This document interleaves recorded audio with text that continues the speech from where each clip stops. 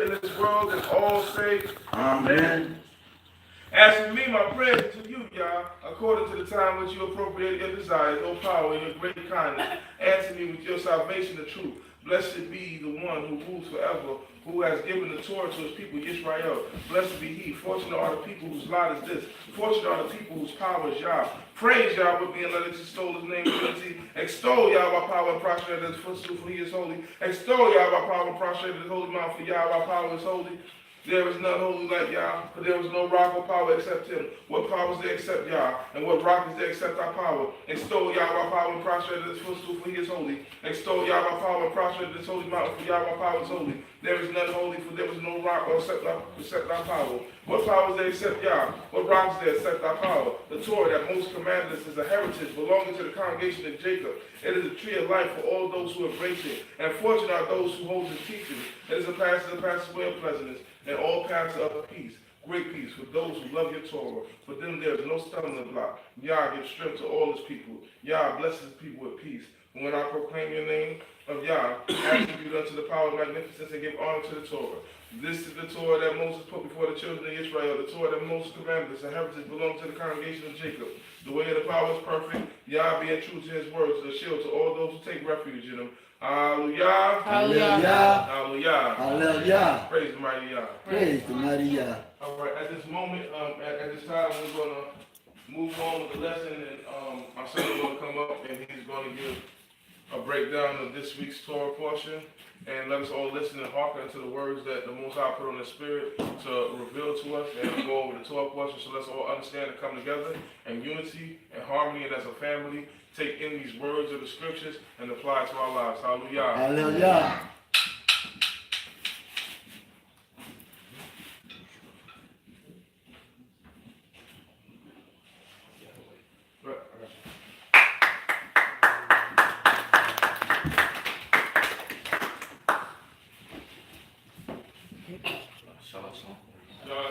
Shalom, shalom, the cow. First and foremost, I'd like to give all thanks to the creator of the earth, the sea, all that in them is. He created the universe, everyone in it. I'd like to give all thanks to the God of our forefathers, Abraham, Isaac, and Yaakov. Thanking him for allowing us all to be here, for allowing me to have some words to say over his over the Torah that he has blessed us with. Can anybody tell me this week's parasha?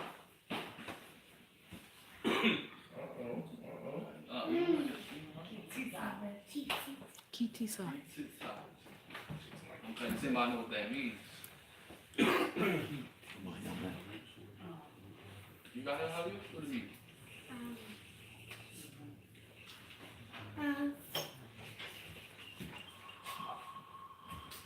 Okay, I'm gonna go into that a little later. We're gonna figure out what it means. But during this week I was doing some reading. And last night I decided to read over the Parsha. I was like, let me just read it. Let me just read over it, read chapter 2, see if I get like a different interpretation than I did throughout the week. So I read it last night. And it was good. I had some thoughts going through my mind, but I didn't really do too much with it. And then I got a call this morning that I was going to be teaching. So I was like, okay, good thing I read it last night, good thing I read it throughout the week. So, anybody know where it's found? What's found in the book? It's Exodus chapter 30, verse 11. And,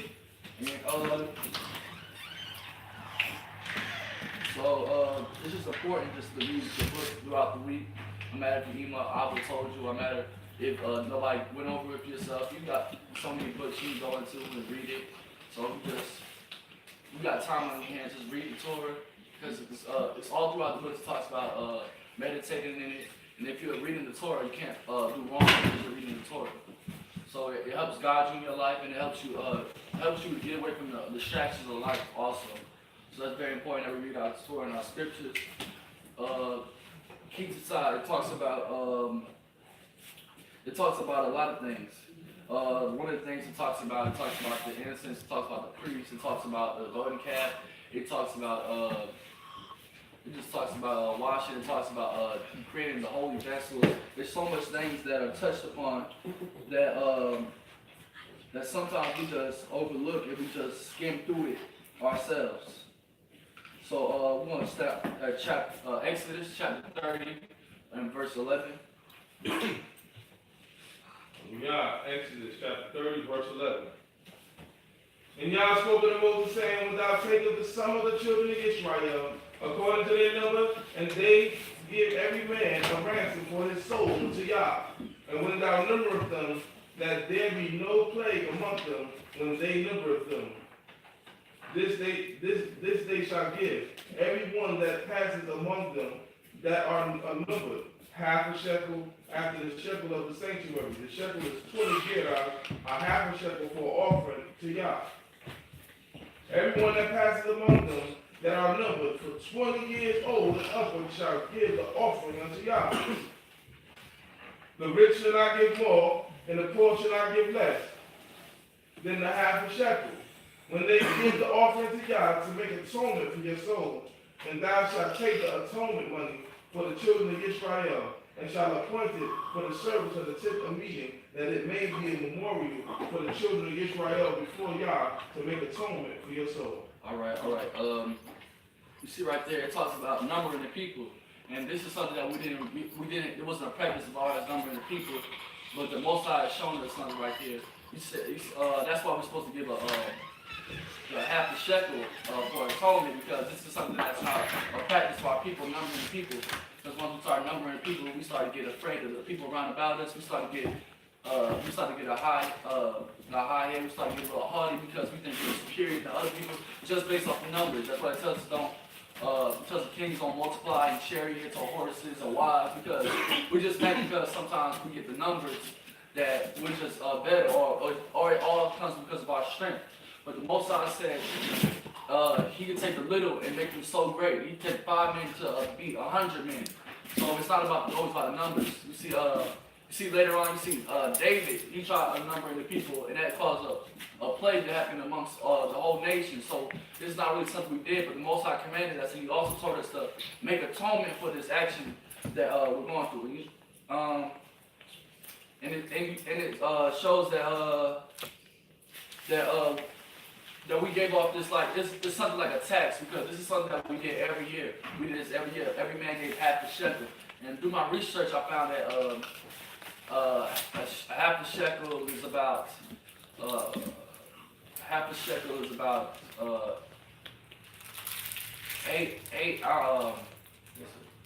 let me get the exact numbers. I don't want to. It's about 8 grams of silver, so that's equivalent to about $4 to $5. So it wasn't something too much where one man could give it and another man couldn't. It wasn't too much where it hurt your pockets to give. It was something that we just had to give throughout the generation. It also talks about how the rich man not giving more than the poor, and the poor man not giving less than the rich. So it was a nice portion that wasn't too much for anybody, and it wasn't where somebody had to give more because they felt that they had more. It was just something that gave us and brought us together. Symbolized by the half a shekel. So we need each other to bring us together. It was a half a shekel. And when I was reading this, I was thinking like, dang, we just like paying for like atonement, like what is going on? But you have to read like more into it. Like, you know, during history that the popes and the popes of the early like Christian periods, that they would usually give indulgence to people. They would usually write your sins are forgiven on a paper and give it to a piece of paper and seal it off. And you just had to pay for that. And that's how you get rid of your sins. That you just pay for your sins to get rid of. And that's how they would make money. And the Pope would use that later to build the Vatican and build their cities and build its kingdom, because they were just giving away sins based off money. But this wasn't the same thing. This was basically us sacrificing and giving to the temple, because these same shekels were used to purchase. These same shekels were used to purchase certain holy things, like the holy sacrifice, like some cattle and stuff that the priest would do for the whole entire nation. Now we know we had individual offerings that we used to give for our sins. We had sins offering that we would give ourselves, but the priest had to buy like cattle and stuff for the whole nation. So they would use the same stuff to like build on the temple and build to sacrifice to the whole nation. So all this coming together was a part of our donation towards the temple and the work of the Most High. Oh, yeah. Yeah. And Yah spoke unto Moses, saying, Thou shalt also make a laver of brass, and the base thereof of brass, where to wash, and thou shalt put it between the tent of meeting and the altar, and thou shalt put water therein. And Aaron and his sons shall wash their hands and their feet thereat. When they go into the tent of meeting, they shall wash with the water, and that they die not. Or when they come near the altar to minister, to cause an offering made by fire to smoke unto Yah. So they shall wash their hands and feet, so that they do not die, and it shall be a statute forever to them, even to him, to his seed throughout their generation. All right. You see that it's brass. It's a brass little bowl that they make before that the priests will wash themselves. They wash their hands, their feet, make sure they're clean before they come before the Most High. And anybody that knows something about like metal, brass is good because it kind of pulls out like it's brass has copper in it, which helps pull out any impurities, skin and stuff like that. So it was a good metal just for cleaning themselves. And it also teaches you another thing, like anytime you come before the Most High, you want to come clean. So like if you like I know in the prayer books, like the morning prayers don't have the Most High's name in it, because when you first open your eyes, like the Modiani, it doesn't have the Most High's name in it, because when you first wake up, you're kind of impure and stuff. So the first couple of prayers that you say in the morning are not with the Most High's name, because you're not clean enough to say the Most High, come before the Most High. So we must like wash our hands, wash our feet, make sure we take a shower, make sure we put on some deodorant, make sure we brush our teeth, make sure we're clean before we come towards the Most High. Because we know if it's somebody you like or somebody you have a crush on, or it's somebody important to you, you're going to make sure you're clean. You know, if you go out on a date, you go out to a business meeting, you're going to make sure you're clean, you stiff, you look good, presentable, your clothes ironed. So the same thing when we come for the Most High, whether it be on Shabbat, whether it be for prayers, whether it be for anything. When you come for the Most High, make sure you're clean. Not just you're physically clean, but you're spiritually clean. Because the Most High said, because in the book it talks about how prayers are meaningless, how sacrifices are meaningless if you don't change your ways. So it's just not just about how we look on the outside or how we smell or how we feel. It's about how our hearts are, because we can pray all day, but we don't change. What's the point of prayer? It's nothing. Let's continue.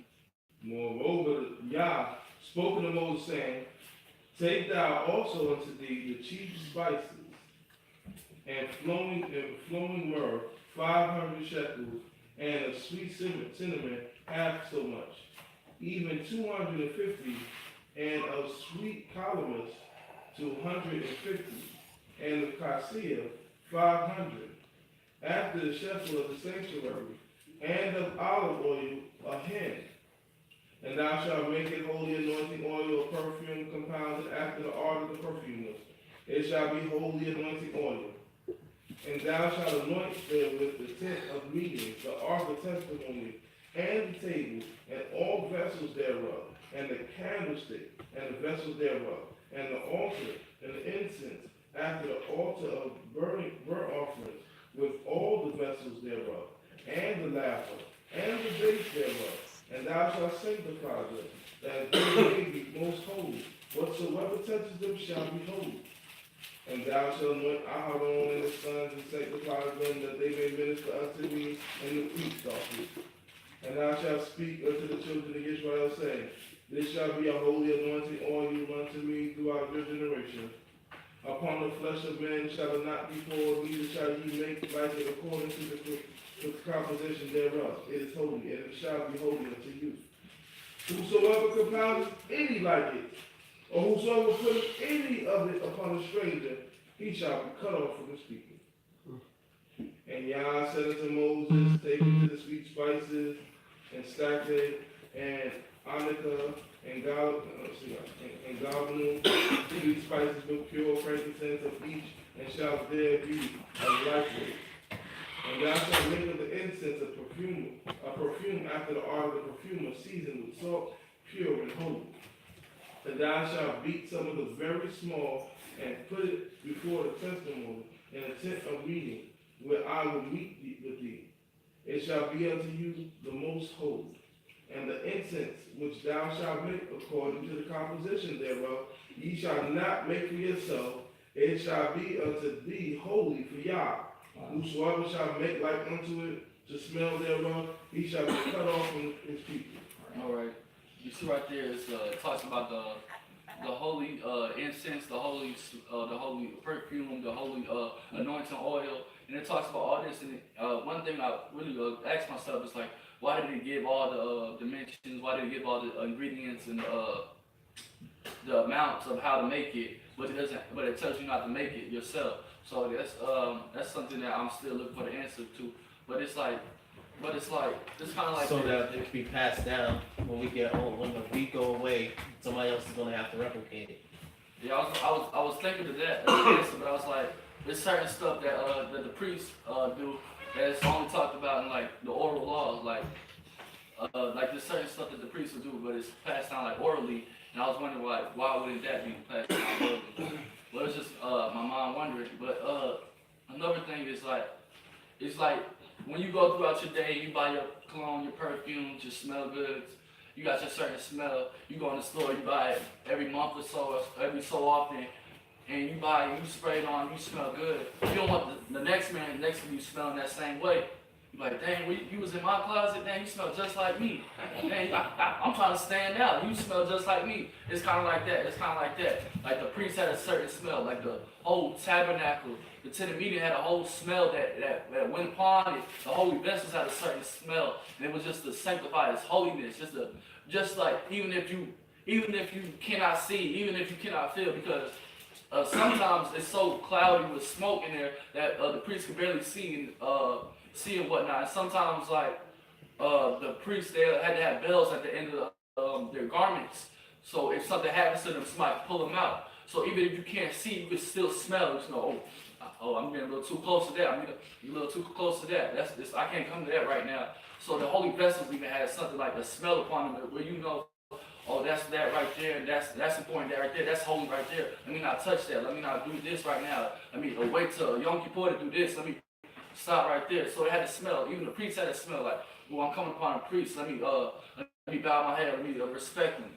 So it's just a certain distinction that the priests and the holy vessels had from the common people, from the common items that everyone else had. Hallelujah.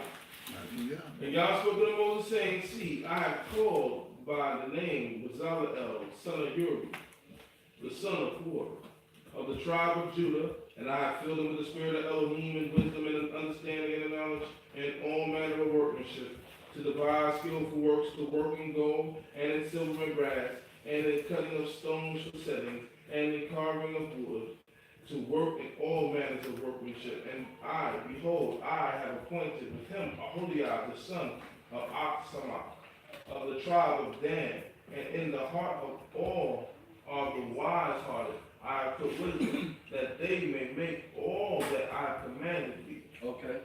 You see that they have Bezalel, and his name means in the shadow of Elohim, so in the shadow of God. So he was like, it was kind of like he represented an aspect of God's glory. Because of his handiwork.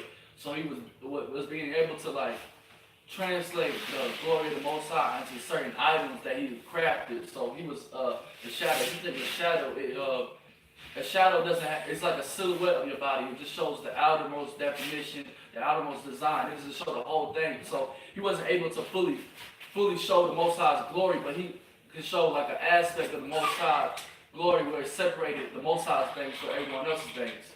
And then we have Aholiab, which means father's tent. So he was in his father's tent. If we think about old times, anybody who was always in their father's tent was somebody who was a scholar or studying under their father. And if you think about Aholiab, he was probably like his father was probably a blacksmith or something like that, somebody who was a craftsman or something like that, who would build stuff. So he was following his father and his father's tradition and his father's orders. So it's like a family business that he had upon himself. So, and he was the apprentice to Bezalel. and it talks about how the Most High gave them wisdom and knowledge and understanding. And when we think about wisdom, knowledge, and understanding, we always think about how somebody is in a book, you know, how somebody, oh, this person knows a lot, or this person knows this and that. But it's not always just about being book smart or this smart. It's about being a scholar is more than just knowing a lot of books, knowing how to read, knowing a lot of languages and stuff like that. But it's more about you have a skill in a certain area, and you know a lot about that thing. You know, if you talk to Brother Lion, you know we're gonna know a bunch of stuff about carpentry and a bunch of stuff about building houses, because that's what he does. That's what he do. So you know anybody who has a hobby or has a skill in something, they're gonna have a certain type of wisdom in that aspect, and that's how these two these two had this type of understanding and knowledge about this, because that's something they did with their lives. And you know they were both. It's many things that they had to do. That it wasn't just they were just crafting things out of wood and stuff like that. They weren't limiting themselves to say, oh, I'm just gonna work with wood, I'm just gonna work with metal or something like that. They had to be a craftsman. They had to be jewelers, because they had to make ornaments with jewels on it and stuff like that, with gold. They had to know how to work with gold, so they had to be kind of like a blacksmith, know how to move metal and stuff like that. It wasn't just something simple where they just did wood work. So it's something that was a lot of hard work, was a lot of knowledge. It wasn't just something that anyone could do, because it has so many different elements. They even had to make the garments for Aaron, as you see later, that they had to make the garments. So there were seamstress, there were craftsmen, there were jewelers. You talk about Jacob the jeweler. Well, this man was a jeweler way back then, where he had to make the breastplates and all that, and all this for the priests. And it's just more than one skill. It's just so much that went into that we sometimes just overlook it, because we just think, we get stuff from a factory or something like that. Well, somebody had to put this in their hand, had to take hours of dedication, keep working upon it. And this wasn't something simple that would take a day or two or a couple of days. It would take weeks, probably months, and all that. So they had like a very important job. It wasn't something as simple as we could just think of it today, because we get something from a factory or something from overseas or whatnot. Yeah. The tent of meeting, and the ark of the testimony, and the ark covered thereupon, and all the furniture of the tent, and the table and its vessels, and the pure candlestick with all its vessels, and the altar of incense, and the altar of the burnt offering with all its vessels, and the laver and its base, and the plated garments, and the holy garments for Aharon the priest, and the garments of his sons, the ministers of the priest office, and the anointing oil, and the incense of sweet spices for the holy place, according to all that I have commanded thee, shall they do. All right. See, sometimes nowadays we limit ourselves as men, or just humans. We say, oh, only women can sew, only women can do this or that. But you see, these are some mighty men. They got their names engraved in the Torah, something that's a part of our lifestyle, our culture. The Torah, they had their names written in the Torah, and they were known to make the garments for just not Aharon, but his sons and the sons after that. And after they made their garments, the garments after that were made in the likeness of those things. So it was important. So we can't just say, oh, I'm gonna just not do that because I think a woman should do that. Sometimes you gotta do stuff yourself. Sometimes you can make your own stuff. It's okay to be somebody who's good with arts and good with crafts and good with this and that. It's okay to do work, but you can't limit yourself to say only this person can do that or this person can do that, because that's not how you're gonna improve on your craft and your work and your skills, because you think only this person can do that. Only Einstein can do that complicated math. No, you're gonna keep working at the math till you be able to get it. Don't limit yourself. Just keep going with your skill and work upon it and be better on it, and keep expanding it until you have a grasp where it's so great that anybody can come to you and ask a question about that. Yeah. And God spoke to Moses, speak thou also unto the children of Israel, saying, verily ye shall keep my Sabbath. For it is a sign between me and you throughout all your generations, that ye may know that I am Yah who sanctified you. Ye shall keep the Sabbath, therefore, for it is holy unto you. Everyone that profaneth it shall be put to death. For whosoever does any work therein, that thy soul should be cut off from amongst his people. 6 days shall work be done, but on the 7th day is the Sabbath of solemn rest, holy to the Yah. Whosoever does any work on the Sabbath, he shall surely be put to death. Wherefore the children of Israel shall keep the Sabbath, to observe the Sabbath throughout all the generations for a perpetual covenant. It is a sign between me and the children of Israel forever. For in 6 days God made heaven and earth, and on the 7th day he ceased and rested on it. And he gave unto Moses when he made an end of speaking with him upon the Mount Sinai 2 tablets of testimonies, tablets of stone, written with the finger of Elohim. All right. Right here it talks about the Sabbath day. Sometimes we say, oh, this is for the Most High. I'm gonna keep doing this. I'm gonna keep doing that. But we have to realize that even these people in their works towards the tabernacle, the holy vessels, they had to rest on the Sabbath day too. So we can't just say, oh, I'm just doing this for the Most High. We had to rest too, because the Most High put the Sabbath before any sacrifice you give it towards Him, because that's the Most High's day that He created in the beginning of the time. So we can't. So just like we have the temple right there, that we call the temple right there, we can't be working on that during the Shabbat. As you see now, we all here together. So we must keep that same mindset when we're doing anything else. We're saying, oh, I gotta do this, I gotta do that, or whatever it is.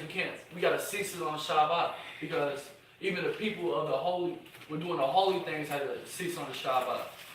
And then you see, it talks about the two stone tablets, and that's alluded to what happens later. And it talks about how it's with the finger of the Most High, and you want to see how that's important later. Let's see.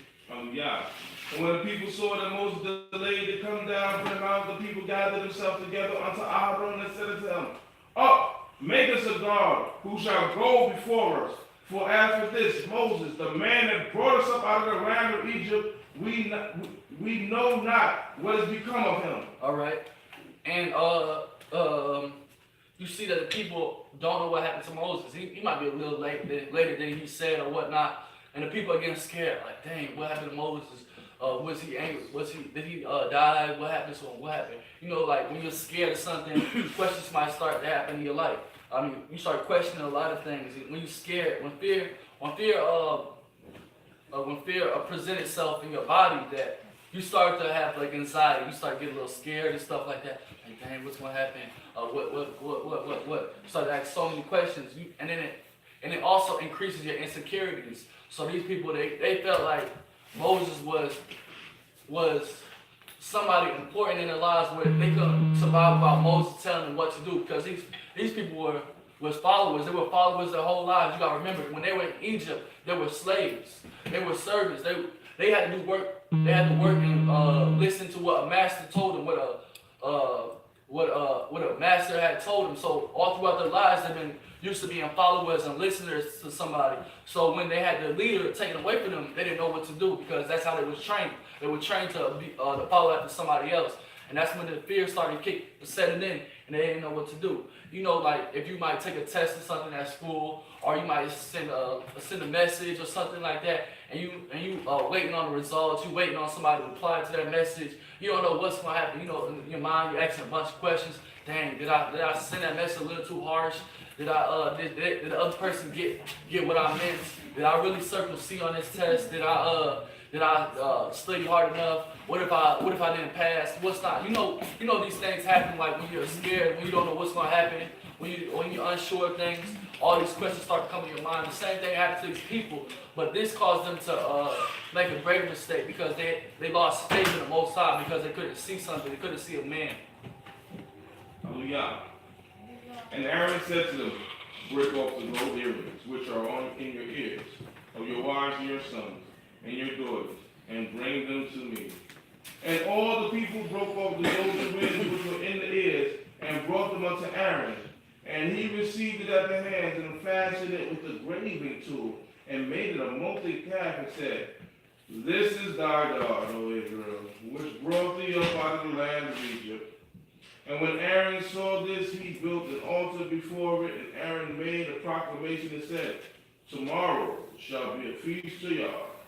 And they rose up early on that morrow, and offered burnt offerings and peace offerings. And the people sat down to eat and drink, and rose up to make merry. All right, you see right there that when we do idolatry, we do it to the fullest extent. We don't just say, oh, we're gonna have this little statue right here, we're gonna pray to it a little bit. No, they made a whole festival over this idol that they created, this golden calf, and that they gave their whole heart to this thing. and it makes you realize their full potential. What can they do when they give their whole heart towards the Most High? What can you do when you give your whole heart towards the works of the Most High instead of limiting yourself? When it comes to like playing video games or playing a sport or maybe doing hair or doing makeup or whatnot, whatever you do, whatever you like to do, whatever your hobby, you're gonna give your full energy to. I know people who say they don't give their all when they play basketball. They're gonna give their all when they do this. When they braid hair, they feel like they in the zone. They doing their best the best that they can do. But we have to give that same type of energy to the Most High. When we limit ourselves, what we give to the Most High, we're committed idolatry, because idolatry is just putting something over the Most High. So when we say, oh, I'm gonna go to work early, I'm gonna work hard when I go to work for this man, but when I come to the services, I'm gonna come late. I'm not gonna sing the songs as hard as I can. I'm just gonna be there. I'm gonna take a nap. I'm gonna sleep during services. That's you limiting yourself. That's you having an idol, creating another man over you. You creating this man or this, that, and so forth as being that idol that's above you. And when you create idols, you limit yourself. You limit your capability. You limit your what makes you special, because the Most High said you are special. You are to be the leader among nations. When you put another nation, another man over you, you limiting yourself. You're making yourself weaker. And that's what helps. That's what helps the oppressor or the system put itself over us, because we're willing to let it become over us. We're willing to let this person or this system or this idea become our God, because we want to give the minimum when it comes to the Most High. We don't want to give the full extent of our ability towards the Most High. So remember, when you give to the Most High, that's the person who knows everything, who sees all things. He can do so much for you, and then you're going to limit yourself, and you're going to put another thing over that. The Most High sees that. And the same thing when you ask, oh, Most High, can you please, God, shield and protect me? The same thing is going to happen when you give praise. The Most High is going to limit his protection over you. He's going to let things happen to you. He's going to let things go by because you didn't get that same type of heart towards the Most High. In the Shema, it talks about having a whole heart. It talks about with your heart and your soul and everything in you. It talks about giving your all to the Most High. So that's what we must do, and not put anything over us. And there's another thing that you see later on. Aaron talks about how he just threw the gold in the fire, and out came a calf. Now we can see that's a lie, because it talks about how Aaron took a tool. It talks about how he took a tool and he engraved it, he carved it, he molded it, He had to shape it into a calf. It wasn't just something that just automatically appeared. We know that when we start to be afraid, we start to lie, make up things, and try to make up excuses for ourselves. I'm going a little ahead. All right, let's continue. And God spoke to Moses, saying, go, get thee down, because our people that I brought us out of the land of Egypt have dealt corruptly. They have turned aside quickly out of the way which I commanded them. They have made them a molten calf and worshipped it, and have sacrificed unto it, and said, this is the God of Israel, which brought thee out of the land of Egypt. And the Lord said unto Moses, I have seen this people, and behold, it is a stiff-necked people. Now therefore let me alone, that my wrath may wax hot against them, and that I may consume them, and I will make thee a great nation. And Moses besought the Lord his God and said, Lord, why was thy wrath hot against thy people, that thou hast brought forth out of the land of Egypt with great power and with a mighty hand? Wherefore should the Egyptians speak, saying, for evil did he bring them forth, to slay them in the mountains and to consume them from the face of the earth? Turn from thy fear, wrath, and repent of this evil against thy people. Remember Abraham, Isaac, and Israel thy servant, to whom thou sware by thy own self, and said unto them, I will multiply your seed as the stars of the heaven, and all this land that I have spoken of will I give unto your seed, and they shall inherit it forever. And Lord, the Most High repented of the evil which he said he would do unto his people. All right. You see right here, the Most High saying the people are doing evil. They created an idol, and Moses is saying, he's basically saying, God, I know these people have sinned, but please don't destroy these people. I give you, he's putting his name on the line. Moses is putting his reputation on the line for the people. And that's before he even sees what happened. You see later on what he's going to do when he sees it happen. But that's just like you protected somebody or you protected that person. But that person you protected is not the person you thought it was. One day I was sitting, and I was sitting outside. And I was just, I don't remember what I was doing. But I remember I seen this parent, and they had 2 children. And one of the child, they were about, 2 children looked about a year apart, and they were both little kids. So she was holding the hand of one of the child, and the other child, she wasn't holding the hand. I was like, dang, why she not holding the other kid's hand? So they were walking, and the child that she wasn't holding her hand fell, and fell. And I was like, dang, she's not gonna help him up. She's not gonna help him up. And then the kid just flipped off his parent. I'm like, dang, okay, I get it now. I get why she didn't want to hold the hand because that child a little different. And that made me realize that sometimes we just as human want to help people and whatnot, but we don't fully know the expectation or we don't fully know what's happening, what's going on with that person. Sometimes we always want to help, but sometimes the people that want help are not the people that are not the victims, but the people who are victimizing others. So sometimes we just see them as victims, but really, from our perspective, it looks like they're victims, but they're really not. And that's the same way how that's kind of how Moses looked at it. He said, "Just Most High, please don't do this." For the other nations, Moses just repented to the Most High for the whole people. And then when he comes down later, he sees the perspective of the Most High. Let's continue.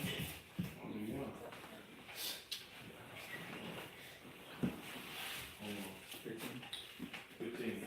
And Moses turned and went down from the mountain with the 2 tablets of testimony in his hand, tables that were written on both of their sides. And on the one side and on the other were they written. And the tables were the work of Elohim, and the writing was the writing of Elohim, graven upon the tables. And when Joshua heard the noise of the people as they shouted, he said unto Moses, "There's a noise of war in the camp." And he said, "It is not the voice of them that shout for mastery, neither is it the voice of them that cry for being overcome, but it's the noise of them that sing do I hear." All right. See, Joshua, he's the type of person who's probably like a optimistic person. He probably thinks of the best,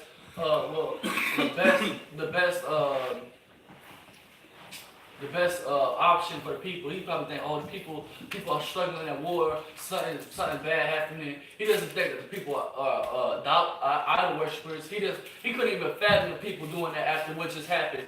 Because you got to realize this is only 40 days after being rescued from Egypt. It's only 40 days. It's a month, a little over a month that the people are going to go back to the idol worshiping. After all these great works that the Most High has shown, that the water being split, that the 10 plagues happening, that all these things, everything that just happened, 40 days later they're going to act like they forget. That's just us acting like we have short-term memory. We can only remember what happened to us recently. That's like selective memory. We just remember what happened to us recently. It's the same thing that the people are thinking. Oh, you didn't bless me recently, so why should I worship you? It's the same thing. I know. I heard one of my brothers talking the other day. He said, "Ema, you didn't buy nothing for me. You didn't buy nothing for me." But Ema's like, "Oh, I have bought something for you. I have bought something for you. You just can't. It just hasn't been recently, so you forget all the other times." It's the same thing that the people they forget.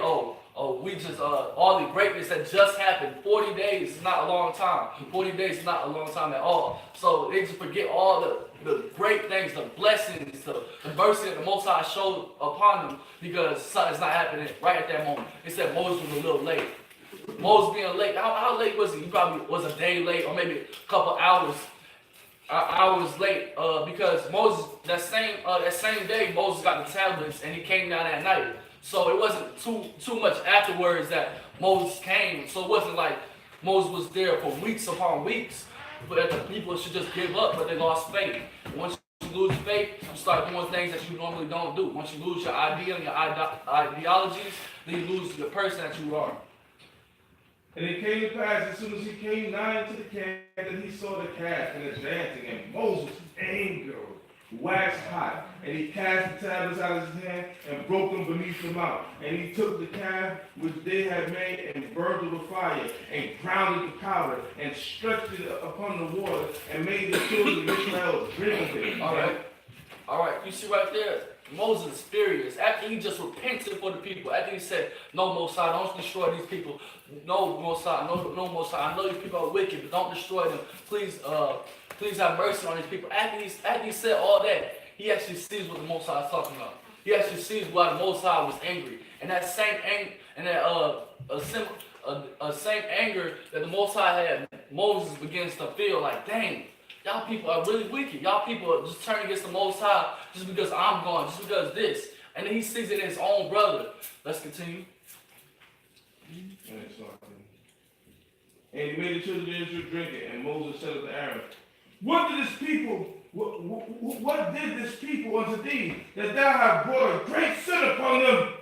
And Aaron said, Let not the anger, my Lord, wax hot. Thou knowest the people, that they are set on evil. So they said unto me, Make us a God, which shall go before us. For as for this Moses, this man that brought us up out of the land of Egypt, we know not what has become of him. And he said unto them, Whosoever hath any gold, let them break it off. So that they gave it for me, and I cast it into the fire. And they came out this calf. And when Moses saw the people were broken loose, for Aaron had let them loose for derision among their enemies. All right. You see how Aaron tells his story, how just the people are so, you know the people, Moses. The people just, they just made me do this. They said, you gotta make a God. They was gonna kill me or whatnot. But if you go back to verses 4 and 5, you see that Aaron was the guy, he told the people to bring me the gold in your ears and your children and your wives and all that and your daughters. He said he's the one who told them to do that. All they said they want a God, and you created that God for them. So Aaron, he's deflecting it all onto the people, but really it was Aaron that had one of the most detrimental parts of this. And you see that's gonna hurt him later because you gotta really just reflect on what you did or sometimes repent rather than deflecting on other people. You know, a lot of times we don't like being wrong as people. We always say, he made me do this. You see it in the Garden of Eden. Adam said, Eve made me eat the fruit. But what did you do? Did you take a part of the fruit? Did she force you? Did she tie you up and put the fruit in your mouth and chew it for you and swallow it for you? No. You got to take responsibility and take accountability of what you did. Yeah, I also want to add something. One thing Moses, even though Moses did something and it may seem spiteful, he was still being effective in trying to help the people. Because anybody ever heard of monatomic gold? No. All right, monatomic gold is something that they give to people and they crush it up and they allow them to drink. And it's good for like ADHD, addiction, AIDS, ALS, Alzheimer's, antibiotic resistance, anxiety, depression, OCD, glaucoma. It basically covers everything. So at the same time, his motion and what he did to move was to heal the people. So the gold, like, see, you drink gold, that's what I'm saying. Yeah, but it has to be a certain, it can't be too much. Yeah, it's a certain way. It's not that simple. Because your body is made up of minerals, so you all the minerals in the earth is in the human body. So certain things, when you're not mentally stable, he's looking at them. When he sees this, he does this with the calf, he's looking at them that there's something mentally wrong with them. So he's trying to heal them mentally. All right, 26. And 26. Then Moses stood in the gate of the camp and said, Whosoever on the Lord's side, let him come unto me. And all the sons of Levi gathered themselves together unto them. And he said unto them, Thus saith Yah, Elohim of Israel, Put ye every man his sword upon his thigh, and go to and fro, from the gate to gate, through all the camp, and slay every man his brother, every man his companion, every man his neighbor. And the sons of Levi did according to the word of Moses, and they flogged of the people that day about 3,000 men. All right. So Moses gives him another opportunity. He said, whoever's on the side of the Most High, come with me. And it's only a section of brothers that do it. It's only the Levites that do it.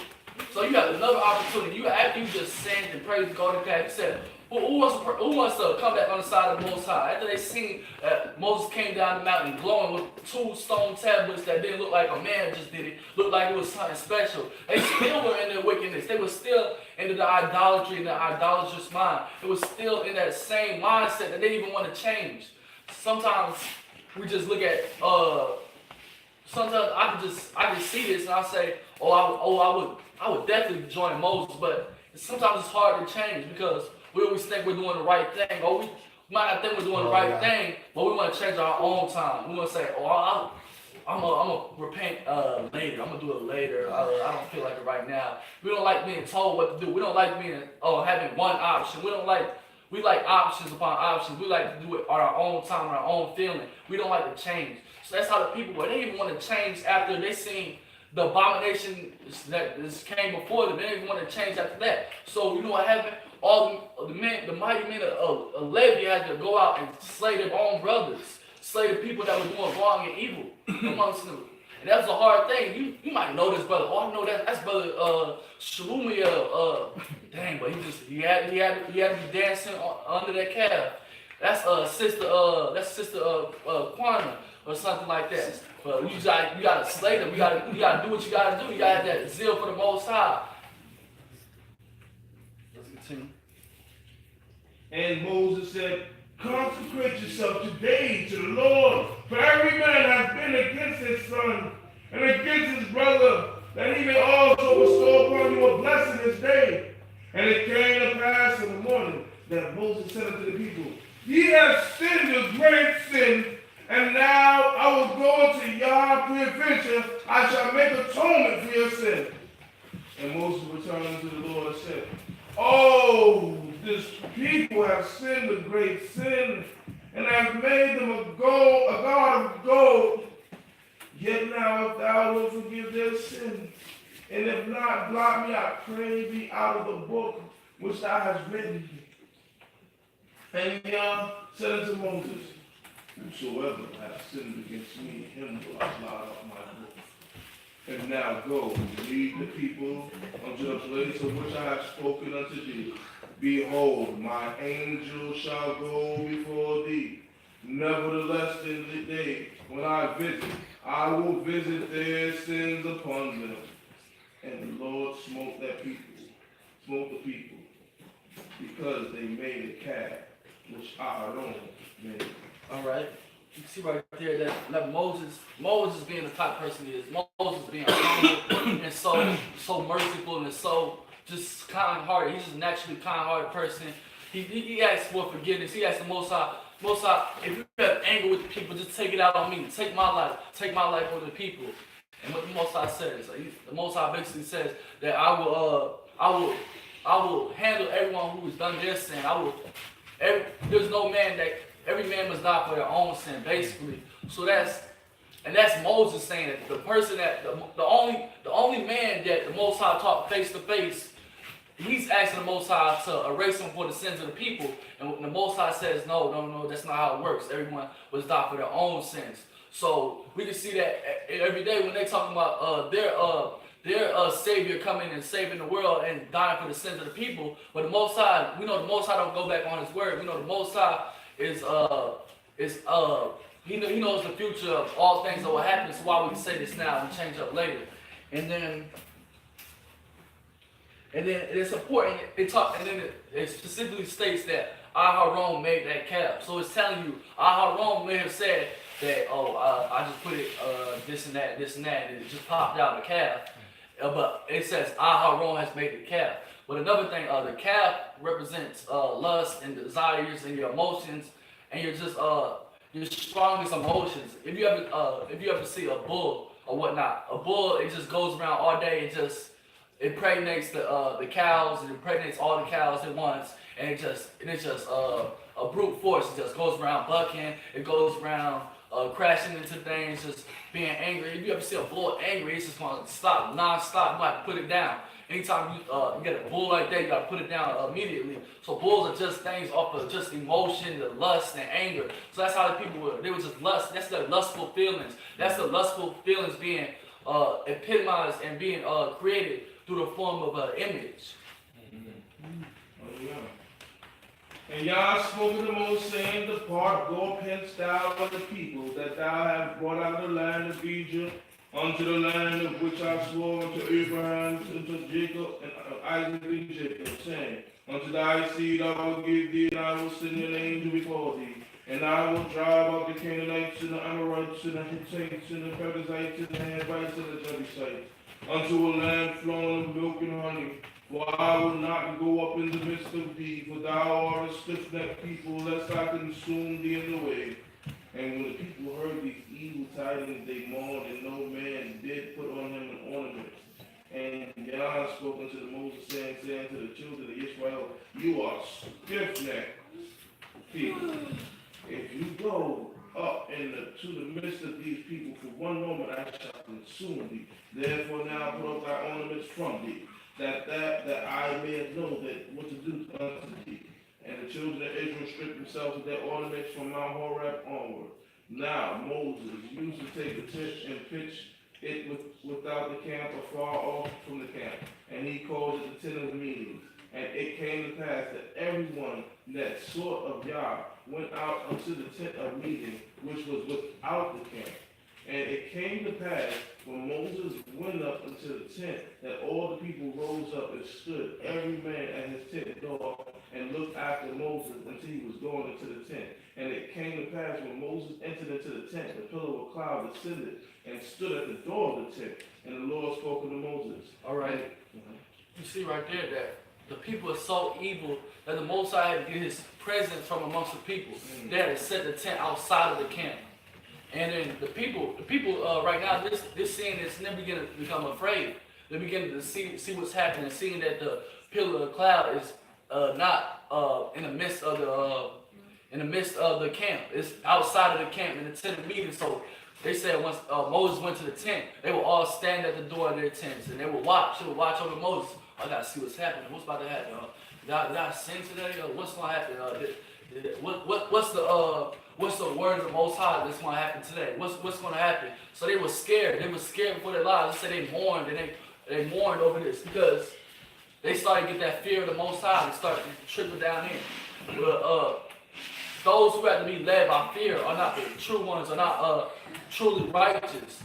It's those that want to do it to please the Most High, want to do it just to be right. Those are the true righteous people. Those are the true holy people of the Most High. That's the type of people that Most High wants. Anytime you're ruling by somebody by fear, anytime that fear lets up, they're going to run wild. They're going to do what they want to do, rather than just doing what they were told to do. So ruling by fear is not the ideal choice, but if the people have to be put in place, and the people got to be put in place. Hallelujah. And when all the people saw the pillar of cloud standing at the door of the tent, all the people rose up and worshipped every man at his tent door. And Yah spoke unto Moses face to face, as a man speaketh unto his friend. And he will return into the camp. But his minister, Joshua, the son of Nun, a young man, departed not out of the tent. And Moses said unto the Lord, See, thou hast said unto me, Bring up this people, and thou hast not let me know whom thou wilt send with me. Yet thou hast said, I know thee by name, and thou hast also found grace in my sight. Now therefore I pray thee, if I have found grace in thy sight, show me now thy ways, that I may know thee, to the end, that I may find grace in thy sight, and consider that this nation is thy people. And he said, My presence shall go with thee, and I will give thee rest. And he said unto him, If thy presence go not with me, carry us not up hence. For within now shall it be known that I have found grace in thy sight, I and thy people. Is it not that thou goest with us so that we are distinguished, I and thy people, from all the people that are upon the face of the earth? And the Lord said unto Moses, I will do this thing also that thou hast spoken, And thou hast found grace in my sight, and I know thee by name.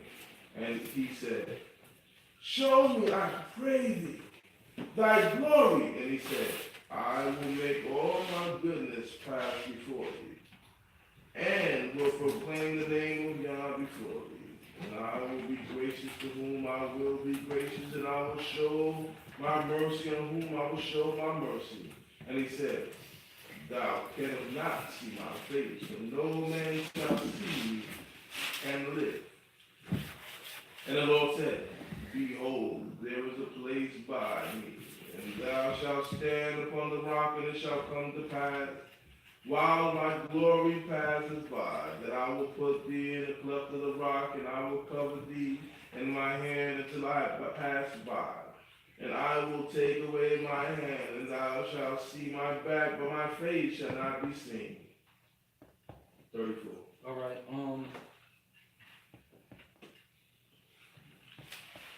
All right. You see right here that Moses talked to the Most High, and then he asked for a sign for the Most High to know that these people are special. They know that he's supposed to be leading the people.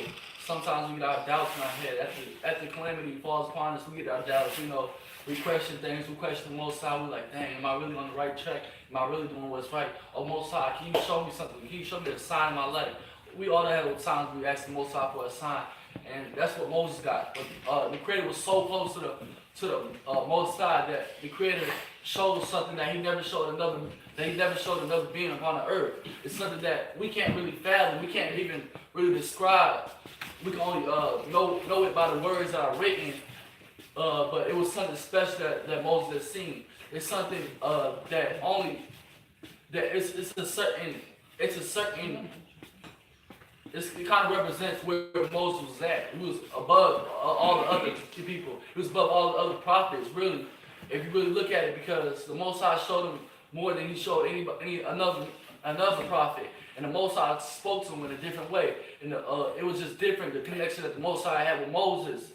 But it wasn't to the extent where Moses was on the same level with the Most High, because the Most High still had to tell him that I can't show you everything because I'm too great for you. If I show you, then you will die, you will surely perish.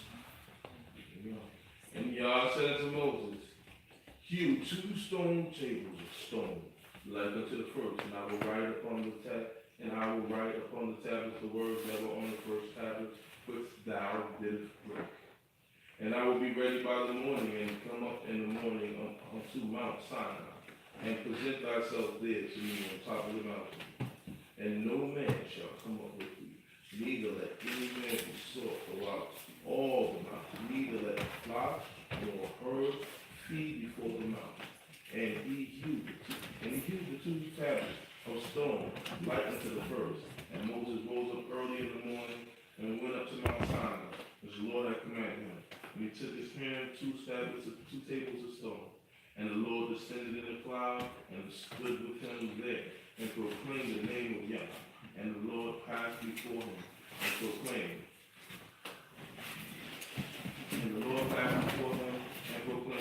The Lord Elohim, merciful and gracious, long-suffering and abundant in goodness and truth, keeping mercy unto the 1,000 generations, forgiving iniquity, the transgressions and sin, and that will be no means clear of the guilty, visiting the iniquity of the fathers upon the children's children into the 3rd and 4th generation.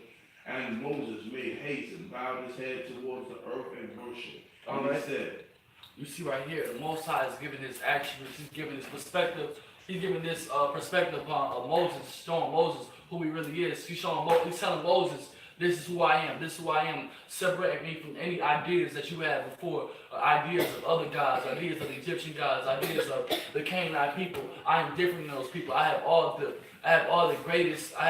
greatness inside of me. And Moses realizing this, he bows his head, he places it on the floor, and he respects the Most High. He gives the Most High the full extent of his respect. We are. And Moses made haste and bowed his head and first towards the earth, and he said, if now I have found grace in thy sight, O Yah, let Yah, I pray thee, go in the midst of us, for it is a stiff-necked people, and pardon our iniquities and our sins, and take us there as thine inheritance. And he said, Behold, I make a covenant before all thy people, and I will do marvels such I have not wrought in all the earth, nor with any nation in all the people among which thou art, shall see the work of Yah, that I am about to do with thee. That is tremendous. Observe thou that which I am commanding thee this day. Behold, I am driving out before thee the Amorites, the Canaanites, the Hittites, the Perizzites, the Hivites, and the Jebusites. Take heed to thyself, lest thou make a covenant with the inhabitants of the land, whither thou goest, and lest there be a snare in the midst of thee. And ye shall break down their altars and dash in pieces their pillars, and ye shall cut down their Asherim. For thou shalt bow down to no other God, for Yah, whose name is jealous, is a jealous Elohim. Lest thou make a covenant with the inhabitants of the land, and they go astray after their deities and sacrifice unto their Elohim. And they shall call, and thou shalt eat their sacrifice. And thou take of their daughters, and thy sons thou take of their daughters, and go astray after their Elohim. And make thy sons go astray after their Elohim. Thou shalt not make thee no molten gods. The feast of unleavened bread shalt thou keep 7 days, and thou shalt eat unleavened bread as I commanded thee. And upon the time in Abib, for the month of Abib, the came out of Egypt. All right. The Most High tells Moses, prepare Moses that we're gonna come into the land of people that are not like us, that people that are worshiping idols or doing this and that, having special festivals. He said, don't even make a covenant with the people. We can't even sign contracts with the people. We're not supposed to sign contracts. That's how we sign ourselves away. If you see, if you think about history, they were always crafty in the way they written things. They written things in how they were trying to think ahead, how to oppress us. It's just like that. They would make contracts with us and put us in together. If you think about the story of Dinah and Shechem, how they were trying to make a contract with Jacob and with his children. Oh, you join us and we take from you and you take from us. You marry our daughters, our sons. Your sons marry our daughters and our daughters marry your sons and whatnot. They're trying to eventually allow us to come into them and become idol worshipers just like them, because we're gonna lose our culture, our heritage, our instructions, we're gonna lose our connection with God. Most importantly, if we continue to follow after these foreign people, these foreign cultures, these foreign identities that are not us. That's why the Most High tells us to separate ourselves from them. We have to destroy them, not just physically, we have to destroy them mentally. We have to get them outside of our minds, outside of our everything. That's why we can't just listen to everything that they teach us in school or listen to everything that they want to tell us, because they're implanting a seed inside of our brains and hopefully it grows and we become the plant that they watered and that they nurtured and that they groomed to be what they want it to be. Yeah. 19. All that open the womb is mine, and all of their cattle thou shalt sanctify the male, the firstling of the ox and the sheep. And the firstling of the ass thou shalt redeem with the lamb. And if thou wilt not redeem it, thou shalt break its neck. All the firstborn of thy sons thou shalt redeem, and none shall appear before me empty. 6 days shalt thou work, but on the 7th day thou shalt rest, and plowing time in the harvest, and thou shalt rest. And thou shalt observe the feast of weeks, even on the first fruits of the wheat harvest, and the feast of ingathering at the turn of the year. 3 times in a year shall all thy males appear before Yah Elohim, the Elohim of Yisrael. For I will cast out the nations before thee and enlarge their borders, neither shall any man cover thy land without going up to appear before Yah Elohim 3 times a year. Thou shalt not offer the blood of my sacrifice with leavened bread, neither shall the sacrifice of the feast of the Passover be left until the morning. The choicest first fruits of thy land shalt thou bring into the house of Yah Elohim. Thou shalt not see the kid in its mother's milk. All right. You see right here, the Most High is telling us, He's giving us our festivals, our festive times, and He's giving us commands of what to do during that time, not to eat leavened bread on feast of unleavened bread, and whatnot. He's telling us all these things because if we think back to when we made the golden calf, we made a festival. Afternon said, tomorrow shall be a festival for you. We were dancing, we were enjoying ourselves, we were eating, we were being merry because we thought this was our God, this is our creation. We're making a special day for it. So Moses said, okay, y'all want festivals? I'll give you festivals. But they have these stipulations come on these during certain times. And he wants all males to come on these festival times because y'all asked for this, y'all asked for a festival, y'all asked for a representation, and the Most High gives it to us. So he's commanding us, so we have to take part of it now because that's what we wanted. And once we ask for something, the Most High gives it to us. It may not be the way we want it, but the Most High's going to give it to us. So be careful what you ask for, and you'll get it. Be careful what you ask for. Let's continue. Yeah. And God said unto Moses, write these words, for after the tenor of these words I have made a covenant with thee and Israel. And he was there with Yah 40 days and 40 nights, and he did not eat bread nor drink water. And he wrote upon the table the words of the covenant, the 10 words, and it came to pass when Moses came down from Mount Sinai with the 2 tables of testimony in Moses' hand. And he came down from the mount, and Moses knew not that the skin of his face set forth the beam while he talked with him. All right. It's just basically it's a lot of symbolism, representation. You see that Moses had to make the new tablets because the ones that he broke, and it's actually shown that evidence instead of Moses throwing down the tablets and breaking them because that was the work of the Most High, and he just treated it so literally. Even he took matters into his own hands, saying, "Oh, the people don't deserve this. The people don't deserve this." But that was a mistake on him. Sometimes you got to take your mistakes. You have to make up for your mistakes. That was you've seen by Moses had to make a new tablets, and he was up there engraving them and creating them for himself. The second set of tablets are a product of something that's fundamentally broken, which is us as humans. We're always broken. We always make mistakes, but we must learn from our mistakes and create and repent from our mistakes. That's shown by Moses making a new tablets, engraving them. So we must just not actually forget us for our mistakes, but make do from your mistakes. Do better. Do better from your mistakes and the mistakes that you have done. You can't just say, "Oh, I'm sorry," but what did you do? Did you help that person that you hurt? Did you pray more? Did you say you're gonna do better? Did you do better after you say you're gonna do better? You can't just say, "Oh, I did this. I'm sorry, Most High." But you gotta change your ways also. So the same way how Moses had to go and make up for his mistakes of destroying the first tablets, the same way we must do mistakes that we do every time we sin. Oh, yeah. And Moses called unto the Afternon, and the rulers of the congregation returned to them. And Moses spoke to them, and afterwards all the children of Israel came nigh, and he gave them this commandment, all that Yah had spoken with him in Mount Sinai.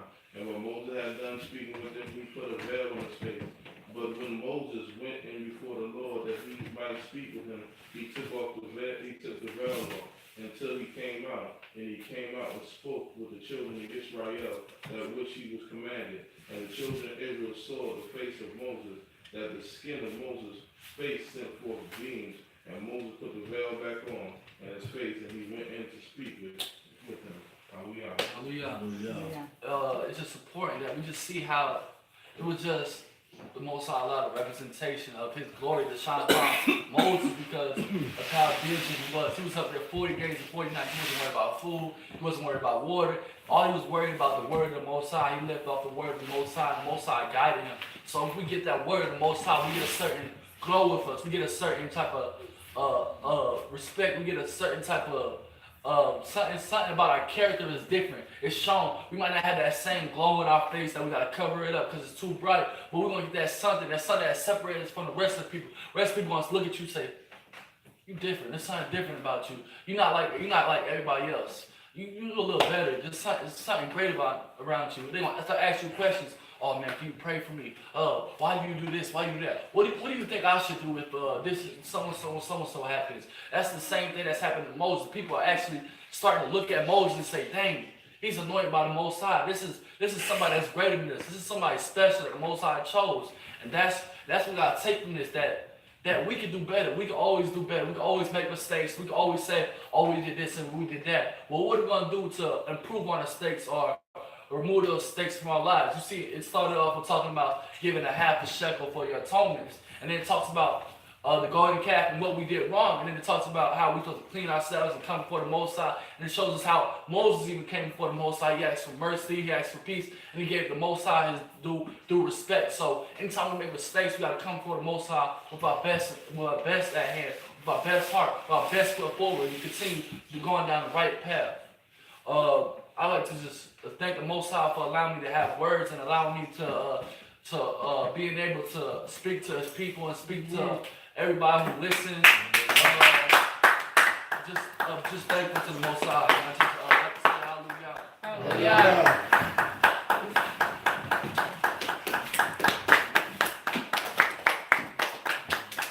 Hallelujah. All praise, all honor, all glory to the supreme intellect of the universe. Excellent job, man. That's great. Excellent. I look at some stuff you said, and you look at things I didn't even look at before, man. And I thank the Most High for that, because my life is about like scriptures, learning Torah, and when you give me a way to look at things different and allow me to grow, then it's always a positive message. So I thank the Most High for that. Hallelujah. Hallelujah. Let us all face Jerusalem. Hallelujah. Master, open up my lips that my mouth may proclaim your praise. Bless you, Yah, by power, the power of our forefathers, the power of Abraham, the power of Isaac, the power of Jacob, the power of the great preeminent, magnificent, the most high power, who bestows superb kindness, owns everything, considers the kindness of the forefathers, bringing a redeemer to their descendants for his name's sake with love. The king who is merciful, who delivers, protects. Bless you, Yah, the protector of Abraham, you almighty forever, and the dead, and giving life to you, great deliverer, who caused the wind to blow and the rain to fall, who supports living with kindness, raises the dead with great mercy, upholds the fallen, heals the sick, freed those bound, faithful to not sleep in the dust. Who is like you, ruler might, who can compare, O king, that assigns death and give life and cause salvation to blossom. You are faithful to resurrect the dead. Blessed you, Yah, who raises the dead. You are holy, your name is holy, and holy ones every day praise you, Selah. Blessed you, Yah, the holy power. You are the one, and your name is one, for who is like it unto you, your people, a peculiar nation upon the earth. You have bestowed upon them the magnificent and splendorous crown of your salvation, within the day of rest of endowed with holiness. Abraham was pleased, Isaac shouted for joy, to Jacob with his descendant rest in it. It is a rest of love, greatness, truth, faith, peace, tranquility, and preservation, a complete rest according to your desires. May your children come to fully appreciate that you are the source of their rest, and through their rest your name is sanctified.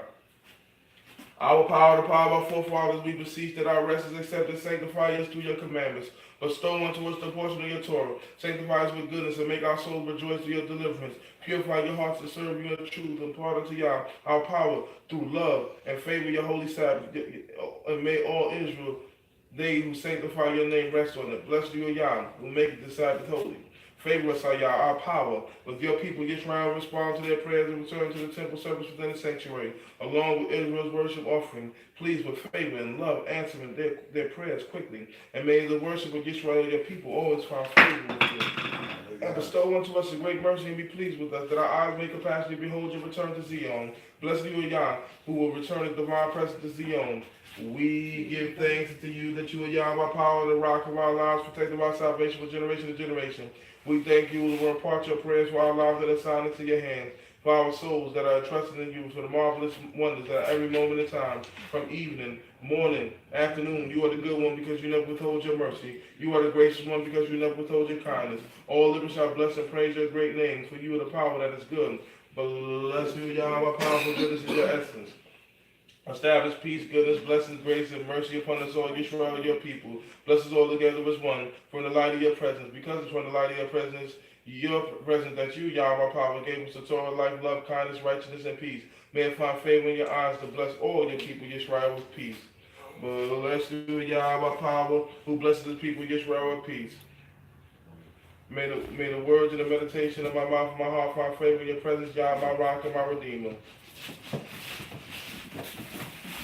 He who creates peace in the high places, may he in his mercy place peace upon us all, Yisrael.